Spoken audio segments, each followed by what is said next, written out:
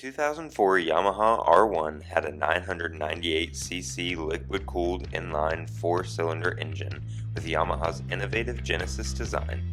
This engine, producing about 180 horsepower, was one of the most powerful in its class at the time, with a red line at 12,500 RPM, showcasing its sporty and aggressive performance. Real speedy. Before we get on to the rest of the facts, I want to talk about our sponsor, which is us. We have an eBay store where you can find used parts for your motorcycle with a wide range of years, including parts from this 2004 Yamaha R1. Check the description for a link to the parts from this motorcycle. Or, if you scroll a little further down in the description, you can find a link to our full store with a ton of motorcycle parts from all makes and models. Back to the R1.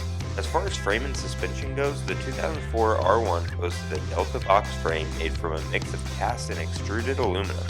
This design aimed to offer optimal rigidity and handling. Its front suspension included 43mm inverted forks, and the rear featured a single shock with adjustable high and low speed compression damping, allowing precise tuning for various riding style and road conditions. With the design, the 2004 Yamaha R1 featured a distinct aerodynamic design with dual underseat exhaust for sleek rear end. The twin headlamp headlights and a digital analog instrument cluster not only added to its modern and aggressive appearance, but also provided clear and accessible information to the rider. These design elements contributed to the R1's standout presence on the road.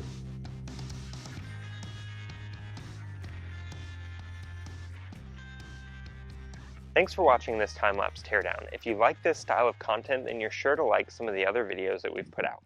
Feel free to click one of these videos that are popping up, or if you want to see everything that we've done, it's easiest to just go to our channel here, and while you're there, you can click the subscribe button and like and comment on some of our stuff. We respond to all of the comments, and we really appreciate it. So go ahead and do that for us.